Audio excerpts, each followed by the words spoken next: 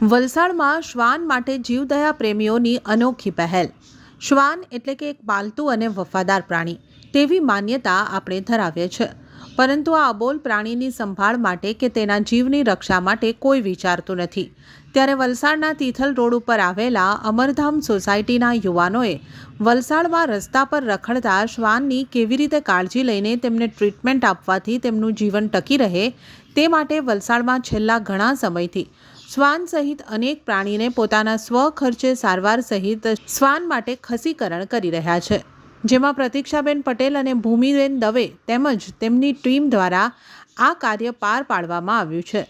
ત્યારે શ્વાનની કાળજી બાબતે તેમણે જણાવ્યું હતું કે પુખ્ત વયમાં દાખલ થનાર શ્વાનના હોર્મોન્સમાં આવતા ફેરફાર, માદા શ્વાનની ઋતુકાળ કે ગર્ભકાળની શરૂઆતમાં આવવું, ગંદા ખોરાક, પાણી, બિસ્કિટ તેમજ કાચા દૂધથી શરીરમાં સુગરનું પ્રમાણ વધવા સહિતના જુદા જુદા કારણોનો સમાવેશ થાય છે, જેને લઈને શ્વાનના સ્વાસ્થ્ય પર પણ તેની ગંભીર અસર પહોંચે છે।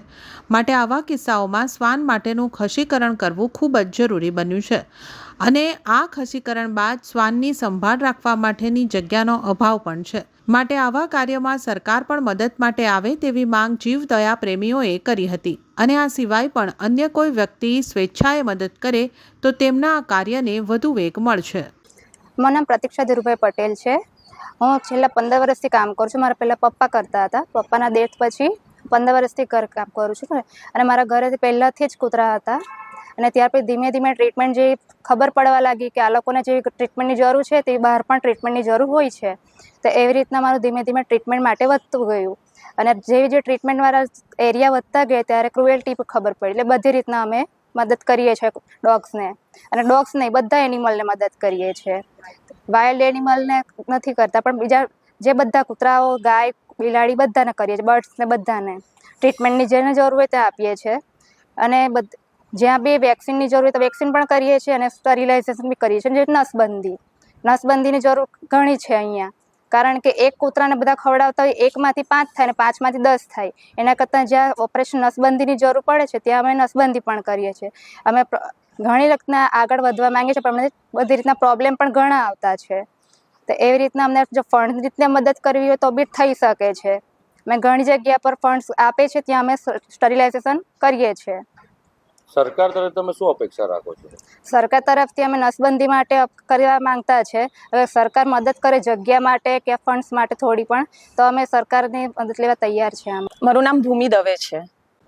મેઇનલી એને સ્ટરીલાઇઝેશન કહેવાય છે, જે સિમ્પલ ભાષામાં કહેવાય તો ગુજરાતી ભાષામાં કે આપણે બોલીએ કે નસબંધી, તો એટલે જરૂરી છે કારણ કે એક ફિમેલ ડોગ એના લાઈફ ટાઈમમાં અરાઉન્ડ 50 to 60 પપીઝ આપે છે, એમાંથી મારા ખ્યાલથી 5 કે એટલા જીવિત રહેતા હશે એના પહેલામાં, તો એટલે એ જરૂરી છે કે મોસ્ટલી એ લોકો ક્યાં તો એ લોકોને ડિઝીઝ થાય જેને કહેવાય કેનાઇન ડિસ્ટેમ્પર કાં તો parvovirus, which are very deadly disease, તો એનું કોઈ તોડ જ નથી। એકવાર એ લાગી ગયું તો બહુ પ્રોબ્લેમ થાય અને મોસ્ટલી એ ફેટલ છે, એટલે મરી જાય છે ડોગ।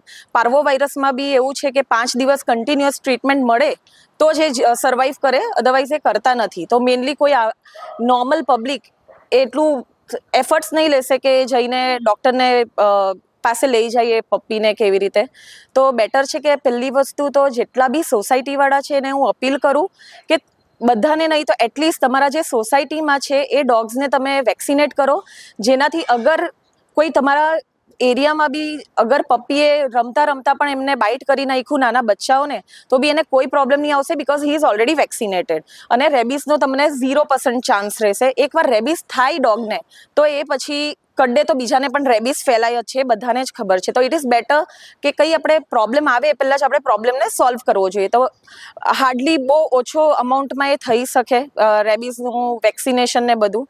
અને સેકન્ડલી કે સ્ટરીલાઇઝેશન એટલે જરૂરી છે કે વસ્તી વધ્યા જ કરે છે ડોગ્સની, એના લીધે હ્યુમન્સ અને એનિમલ્સના વચ્ચે ડોગ્સના વચ્ચે કોન્ફ્લિક્ટ થાય છે, કારણ કે ડોગ્સ નોર્મલી ટેરોટોરિયલ હોય છે જે એના એરિયા માટે ફાઇટ કરે છે। તો it is better to sterilise the dogs, જેનાથી એની વસ્તી બી ઓછી થાય, પપ્પીઝને એક્સિડન્ટ તમે જોવા મળે છે, એ લોકોને ડિઝીઝ થાય છે, તો આ બધું આપણે આઉટકમ આ જે બધા પ્રોબ્લેમ છે એને સ્ટરીલાઇઝેશન એક માત્ર ઉપાય છે જે આ બધી વસ્તુ પ્રોબ્લેમ સોલ્વ કરી શકે છે. તો હું બધાને જ અપીલ કરું છું કે ઇન્સ્ટેડ ઓફ રિલોકેટિંગ ધ ડોગ્સ ઓર તમે કોઈ ડોગ્સને મારો છો, ક્રુએલ્ટી કરો છો, ઇટ ઇઝ બેટર કે તમે બધા આ વસ્તુને અવેર રાખો કે સ્ટરીલાઇઝેશન કરશો, તમે નસબંધી કરાવશો તો એનાથી ઘણો ફાયદો થશે પપીઝ ડોગ્સને પણ અને હ્યુમન્સને પણ. તો આના લીધે કોન્ફ્લિક્ટ ઓછું થશે ને આપણે બધા આરામથી રહી શકશું, એનિમલ્સ અને હ્યુમન્સ બંને. અને બીજું કે તમે અગર કોઈ પશુને જુઓ છો, પક્ષીને જુઓ છો જેને પ્રોબ્લેમ છે કે એક્સિડન્ટ થઈ ગયું છે, તો હું બધાને હાથ જોડીને રિક્વેસ્ટ કરું છું કે એટલીસ્ટ તમારા તરફથી બી તમે એફર્ટ્સ લગાવો, કોઈ નજીકના હોસ્પિટલમાં, ગવર્મેન્ટ હોસ્પિટલમાં કાં તો પ્રાઇવેટ હોસ્પિટલમાં એટલીસ્ટ તમે એનું સારવાર કરાવો, જેનાથી એ તમે મે બી એ તમે લાસ્ટ હોપ છો એના કે તમે આવીને એને મદદ કરી શકો. તો પ્લીઝ તમે ઇગ્નોર નહીં કરો. જ્યાં બને ત્યાં પશુ પક્ષીઓને ખાવાનું આપો. પાણી, સમર્સમાં પાણીની બહુ પ્રોબ્લેમ આવે છે એનિમલ્સને, તો ગાય માટે, ડોગ્સ માટે, કેટ્સ માટે તમે થોડીક દયા ભાવના રાખો. તો એ જ મારી બધાને રિક્વેસ્ટ છે.